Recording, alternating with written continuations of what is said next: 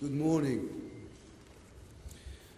I am happy to be here today, but I'm not only happy. It's a complicated notion in which we are all a bit lost between the longing to the past and the horror spirits of the past, between the hope that something profound has changed within human society and the fear that nothing never changes and the demons still live among us. 70 years ago, a sign was hanging from this beautiful Parliament building. It said, "There's no entry for dogs and Jews." We want to forget, but we cannot forget. There is a moment. It is my family's founding moment. It's my founding moment, even though I wasn't born yet. It happened here in Budapest in February 1945. In February 1945, my father, Joseph Tommy Lapid, at the time Tommy Lampel, was 13, and he was living with my grandma in a basement here in Geza Uca, in the ghetto, in the international ghetto. And at that stage, they were living mostly of the meat of dead horses they found on the street.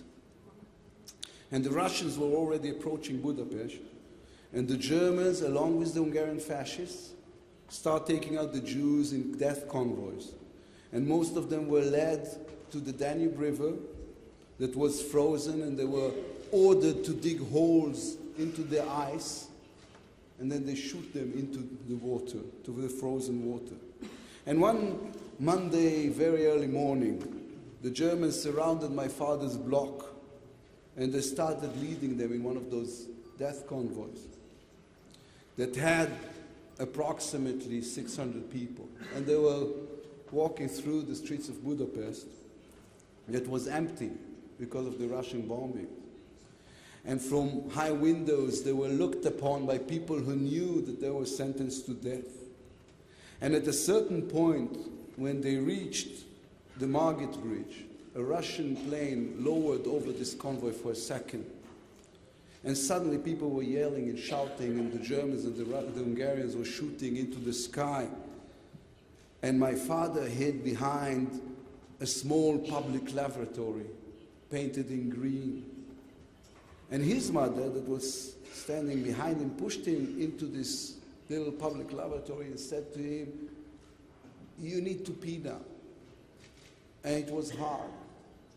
It is hard to pee when it's freezing and you're 13 and people are shooting and the entire world wants to kill you. But he did. And she closed the door behind them, and the convoy left.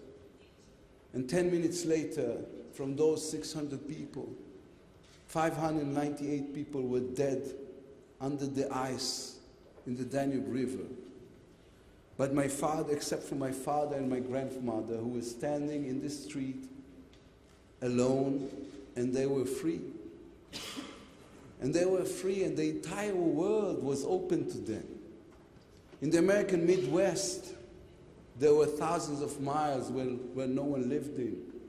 In Australia, over the Australian bush, I once flew over the Australian bush.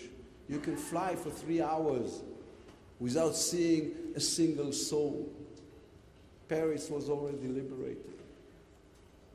London was, of course, free. But my father, a 13-year-old kid, had nowhere to go to.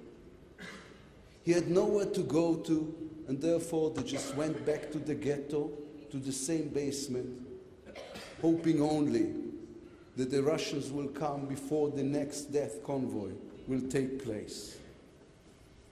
Many years later, I went with my father here to Budapest, and we were just walking down the streets, and suddenly he stopped, and he started crying. And he was saying, "Hey, look, look, look." And I was looking, and there was nothing there, just an empty street. And he said, "No, you have to look, look." And I looked, and there was nothing there except from a small public lavatory, painted in green, which is still there. We went there yesterday. It's painted in gray now, but it is still there. And he told me after he relaxed a bit, he said, this is it. This is the place my Zionism was born. This is the place I was reborn. This is the place you were actually born. Because this is the place I realized I always have to have a place to go to. I need to have a place to go to. And we were standing there, two grown men, stroking the green wall of this public lavatory. And the pedestrians on the street were skirting us carefully because they thought we were nuts. But we were not nuts. We were a statistical error. He was supposed to be dead, and I was supposed not to be born, and yet we were there against all odds. Two men who just have to have a place to go to. When my father went back to the ghetto, he met there another young Jew by the name of Tomasz Peter Lantos, who was a member of the anti-Nazi underground and smuggled to the ghetto medicine and food, risking his life day after day in order to help others. And there in the ghetto, Tom met Annette, who is here today with us, with a daughter, Katarina. And from the inferno, a family was born. A few months later, the war was over, and my father went back to his hometown and discovered that his father died in the concentration camp of Mauthausen, and the majority of his family was exterminated during the occupation. And Tom Lantos went back to his home and found that his mother died, and the majority of his family was slaughtered. And all, in the 10 months of the occupation, Nazi occupation, 450,000 Hungarian Jews were killed. I'm a guest in this house, and guests are not supposed to embarrass their hosts. But we will miss the whole point behind this event if we will renounce the fact that a genocide in this scope couldn't have happened without the active help of tens of thousands of Hungarians and without the silentness of millions of other Hungarians. There is